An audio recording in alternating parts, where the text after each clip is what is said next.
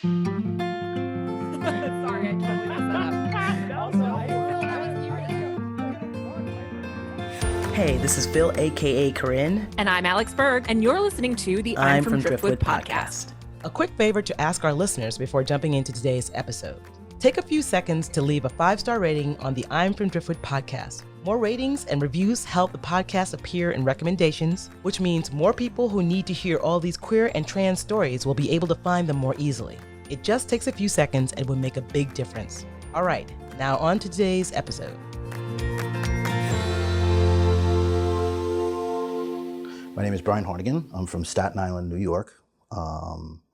I came out late in my life, about 30 years old, and the reason being is I had gotten married and I had children. I had come out to my ex-wife and my brothers, my sister, my father, cousins, and everybody was very accepting and understood. However, there was still an issue that I had which caused me to be very anxious, which was, when do I tell my children? At the time, they were 5 and 4. And clearly, that was not the appropriate time to inform my children of my being gay. And I would speak with my ex-wife about when we would feel it was appropriate to tell them, and we just couldn't come up with an answer. At the time, we were living in New Jersey, and the governor at that time, Governor McGreevey, actually went on news, on the podium, up at the podium on the news channels, and basically told the country that he was a gay American, which was a really positive step for people who identified as being LGBT, because it showed yet another individual in a high-profile position actually coming out and putting their foot down and saying, you know, I'm gay.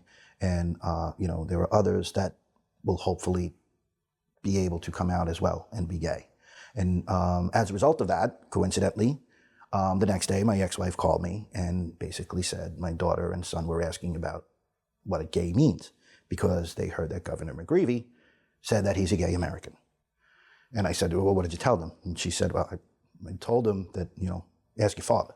So I said, listen, this is a perfect opportunity right now for us to sit down, talk to the kids, make them understand what gay means. And it's a great opportunity for me to inform them that I'm gay as well.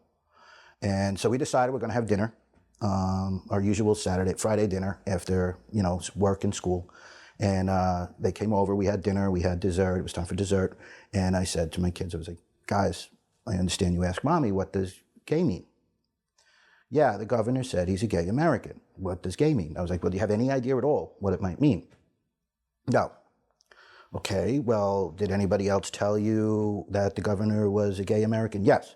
And, you know, it was like the perfect witness on a witness stand. All I got was yes and no answers. So I was trying to get them to talk so that they can, you know, try and share with me maybe something that they have. So I was like, okay, let me approach this from a different angle. Okay, what gay means is when a man likes to be with a man.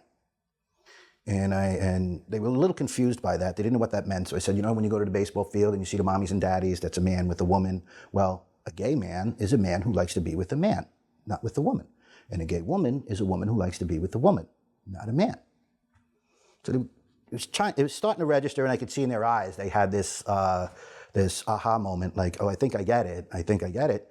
And I said, so the governor is a gay American, and daddy is like the governor. So what does that mean? And my daughter, with a ponytail up in the hair, she's looking at me with like confusion and like kind of a little like mysticism. Like, she looked at me and she said, "You're the governor?" And it was hysterical. My ex-wife spit a tea out. She was drinking tea. My son looked at her and said, "No, duh, Cal, that's not the governor." Right? And I just started to laugh, and she started to get a little upset. And I was like, okay, maybe I phrased that question the wrong way. So daddy's like the governor in that daddy is gay, and daddy is a man who likes men. And then they looked, and they said, well, is mommy a gay American? No, mommy is a woman that likes men. Oh. Then they started asking, well, what about this one? What about that one? What about this one? Go through my head is yes, maybe, I think so, absolutely not, right? So it was like a really, really funny conversation. And you know, we sat there and they asked a little bit more about like, well, what does that mean? Are you going to be with a man your whole life, and et cetera, et cetera. And, you know, I answered the questions as best as I could. And essentially 20 minutes later, my ex-wife left. It was my weekend with the kids, and we were coloring on the floor in coloring books, playing video games with my son, our typical regular Friday evening. And Over the years, flash forward 10 years, 11 years now, I have two of the most compassionate, incredible children that every day make me more and more proud. My daughter's running and working with the Lambda group down in Pennsylvania in her school to emphasize the LGBT presence there. My son worked at McDonald's, and his manager came up to him, and his manager said to him, just so you know, I'm gay. And my son looked at him and said, yeah, and so's my father. Who cares? Right? So it's just so great to have my children not only be there for me and support me in this, but just be the individuals that they are, because you lead by example. And I'd like to think that our example of what my ex-wife and I had done by telling them earlier on gives them the ability to now take that message forward to all the people that they meet in their life. My name is Chloe Harris, and I'm from Philadelphia, Pennsylvania. I had a tough time when I was a kid. I was dealt a little bit of a bad hand in regard to family and environment. I was an effeminate child, and my poses for pictures were very flamboyant and glamorous. And it was very clear who I was, and I was very comfortable with who I was. And it wasn't until I was 11 or 12 that I knew and learned that it wasn't necessarily okay to be like that. And I kind of took this side of me and I put it away. And I'd spent a little bit of time when I was younger out in the neighborhood in Philly. And I remember seeing trans women walking around, and they were magnificent. And I knew I wanted to be that, but I didn't know how to do that. I didn't know how to get there. I didn't have friends that could point me in the right way. I was a good student. I got good grades. I was a National Merit Scholar, but I was still troubled. I ended up going to college, but I wasn't really ready for it. And I went to Temple University a long, long time ago. And I think it was my second or third semester I was playing rugby. And I got hurt in a rugby game. I had an orbital fracture around my eye. And I had to drop out of school for a little bit. I went back, but I wasn't really into it, and I dropped out. And I ended up working a lot of very different jobs. But more than anything is I looked for trouble. And I ran around with an increasingly rough group of individuals. When I was in my early 30s, I got jammed up, and I was in a bad situation. And I made a silent pact with myself right in the middle of it. And I said to myself, if I can walk away from this relatively unscathed, I have to change my life, and I have to change everything. And I stopped hanging out with all the wrong people. I started making better decisions. I stopped going out late at night. I stopped drinking. I started exercising and taking better care of myself. And I had a wonderful girlfriend at the time, and she got pregnant right after I got myself together. Ultimately, our relationship dissolved, but we continued to co-parent extraordinarily well. I wasn't really happy. I was running a real estate business, and I thought, well, maybe being an entrepreneur would make me happy.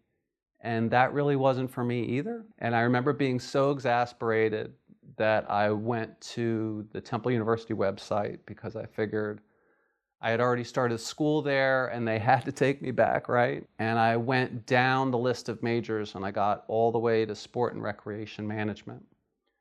And I thought to myself, I don't know exactly what that entails, but I know that it's better than what I'm doing right now. And I was very clearly not straight. And I don't know what people thought about my gender. I don't know if I appeared to be a cisgender man, but I certainly didn't look like a straight one. I remember being a student and feeling like there was one thing that was missing. And I was doing a project for one of my classes, and it was something like a TED Talk. And my specific TED Talk was about gender and inclusion and the binary and the transgender community in sports and recreation. When I was doing this TED Talk, I used these photos of me that I had taken or someone else had taken over time, because at certain times when I wasn't a student, you know, I would go out as Chloe, or I would just be Chloe.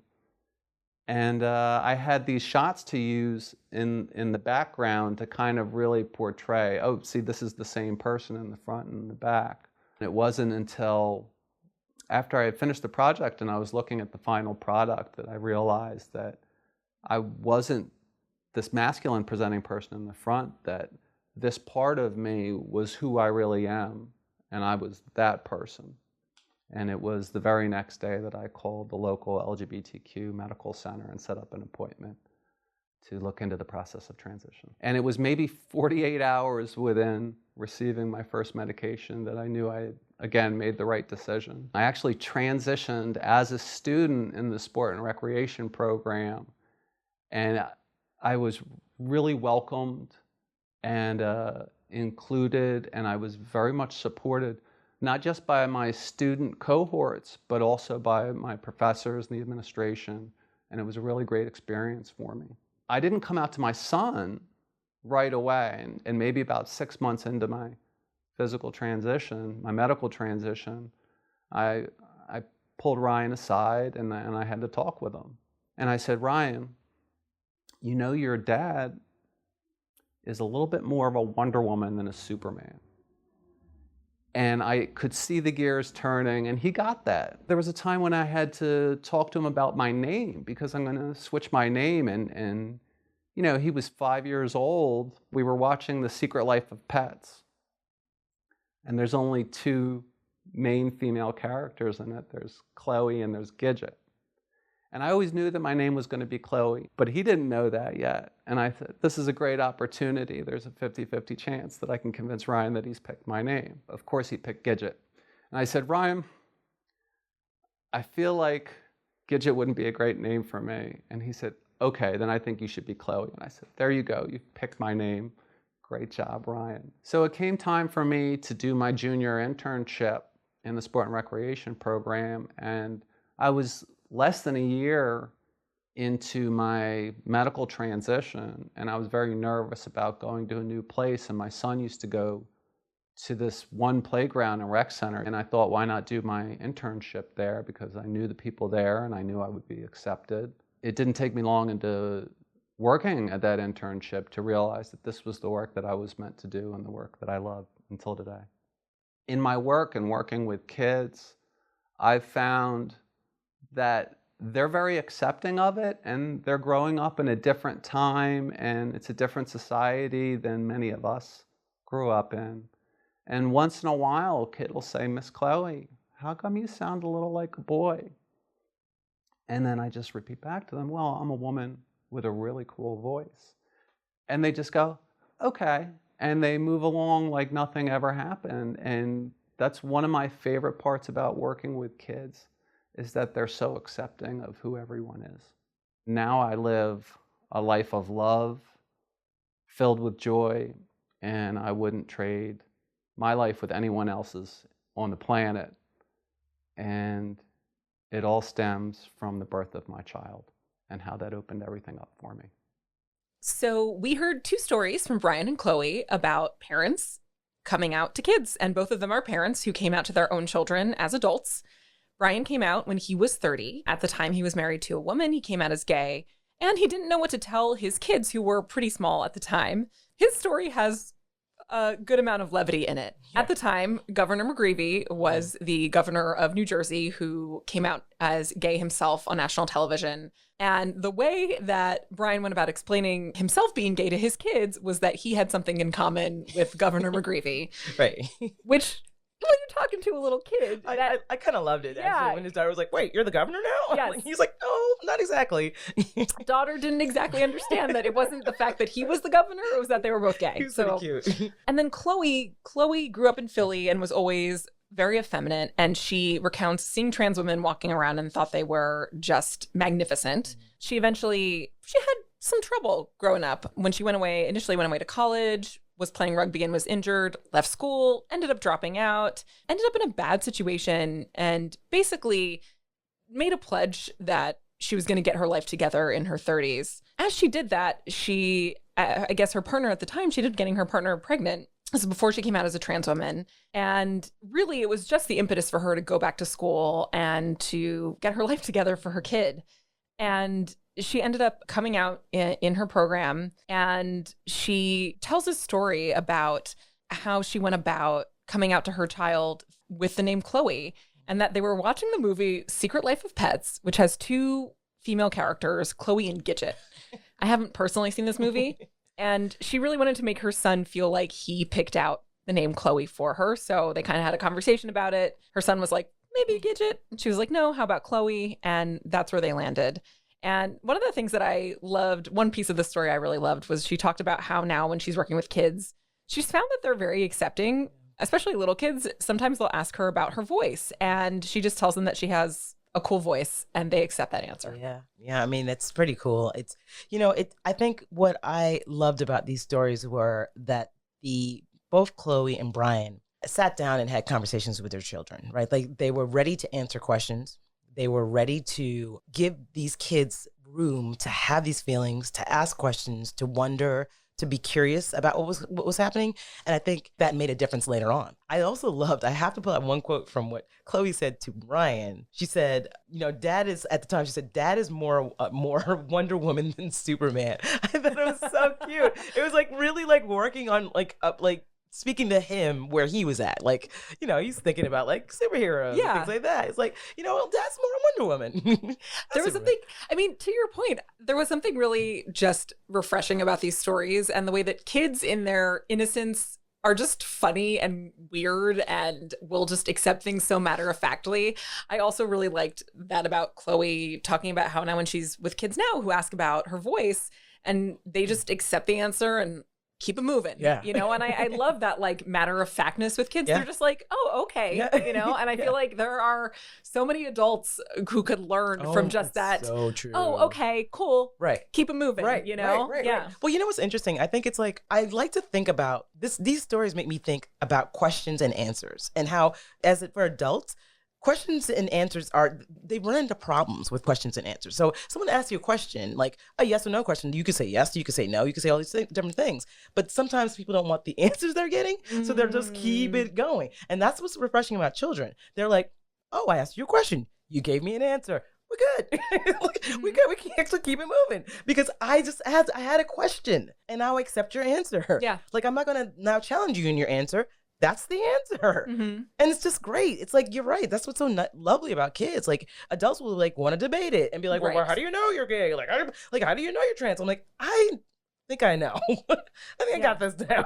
It's like, And kids, I mean, it's really something. It's like, this child knows that this is all right. Right. Like, how come you're an adult and you don't know that this isn't all right? Like, what's going on there? Right. Well, it's, I mean, that's the thing. I mean, you know what they say about kids, like adults learn to be difficult. Yes. They literally learn it. And when you're talking to kids, like these kids, like, I think Brian's kids were like 3 and 5 or something like that.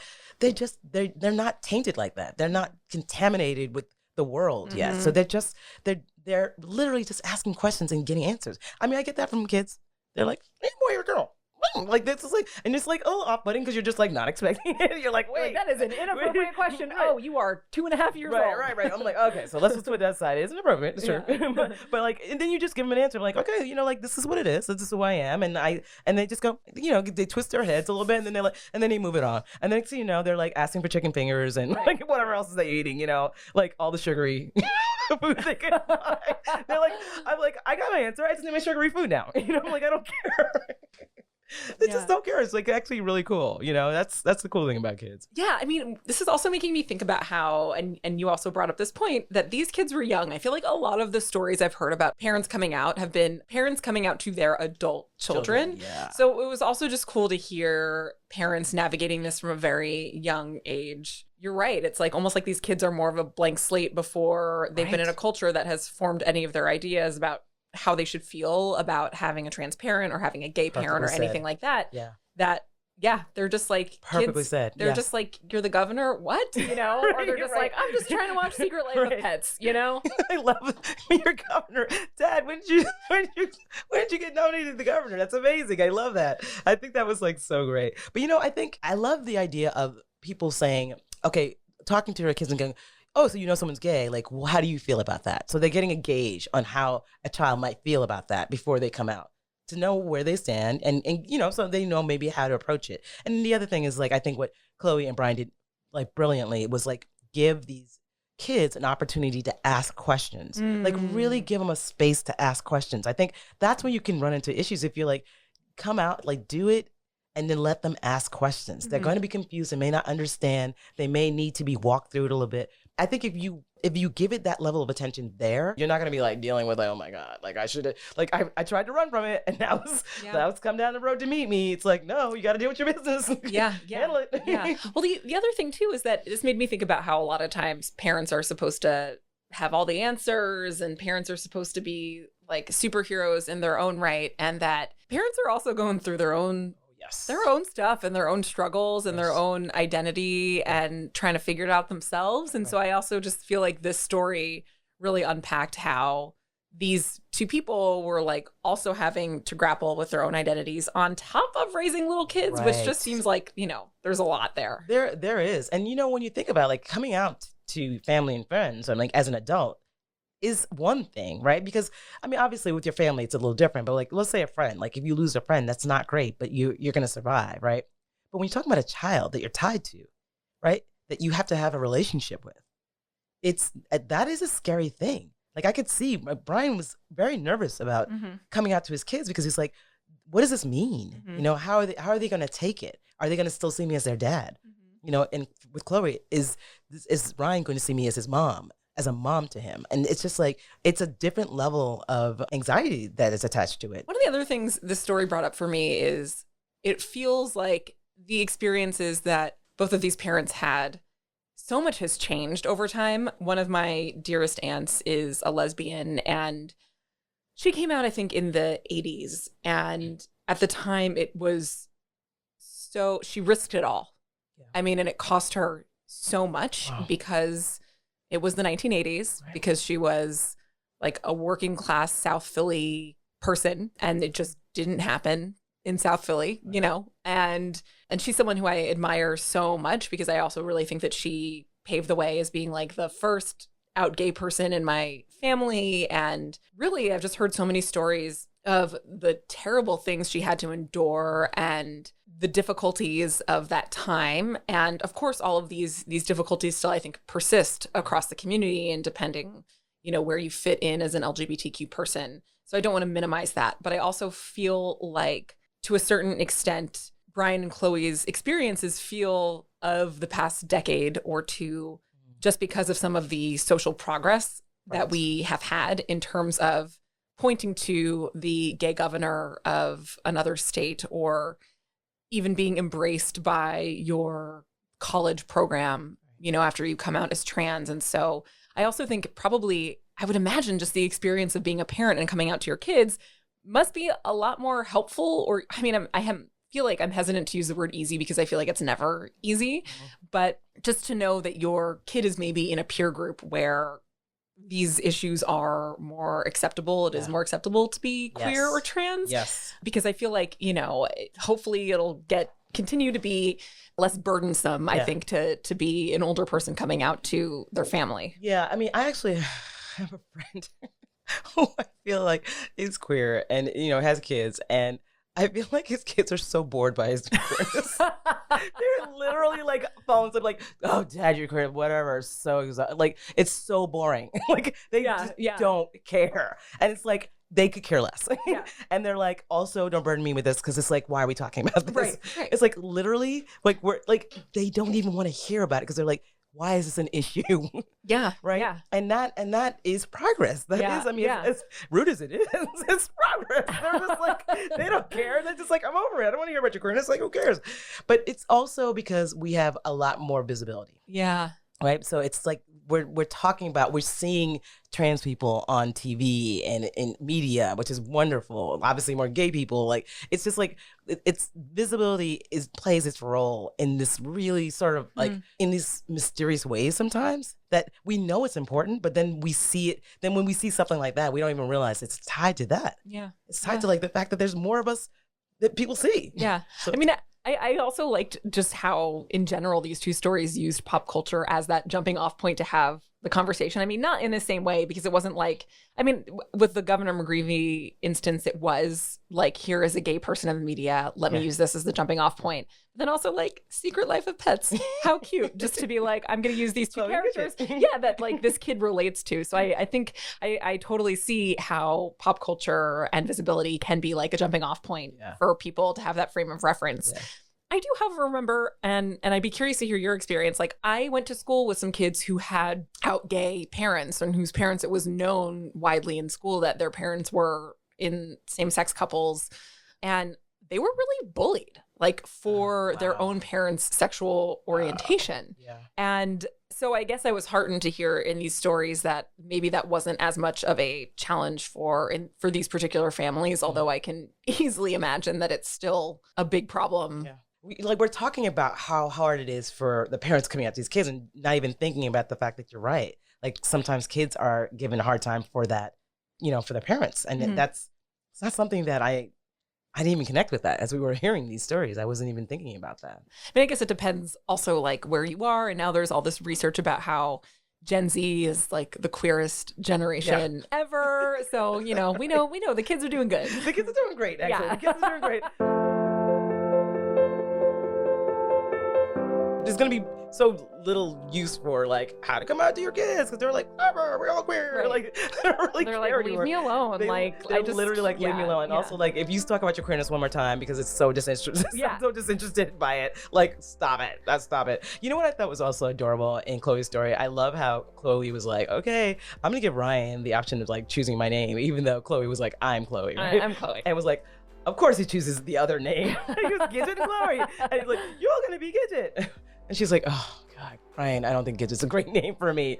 How about Chloe? Okay, you be Chloe. Okay, fine. Yeah. I thought that was really cute. And again, just using something that was interesting to him to make the point of like, I am Chloe. And like, you helped me. You helped me find that. And I thought it was so beautiful how she brought him into the process. That was really beautiful. Yeah, that is such a good point. I love that. And I also feel like, we never get to hear like these stories in a way I feel like could be a playbook for other parents who are trying to navigate these situations. Because it's true. It's like, I don't know, maybe this is the first story or among the few stories I've heard of parents who really like were able to integrate their kids into their coming out process in like a really proactive way. And there's something amazing about that, because I feel like most of the stories you hear, or at least growing up, like the stories you would hear or see, especially in like TV and movies, would be like if people came out in their families, it like ruined their families. Period.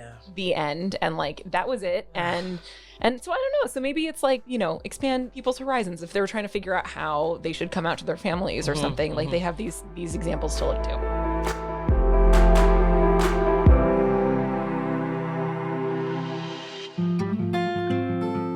The I'm from Driftwood podcast is hosted by Phil, aka Corinne, and Alex Berg, and is produced by Andy Egan Thorpe. It's recorded as a program of I'm from Driftwood, the LGBTQAI+ story archive. Its mission is to send a life-saving message to queer and trans people everywhere. You are not alone. I'm from Driftwood's founder and executive director is Nathan Mansky.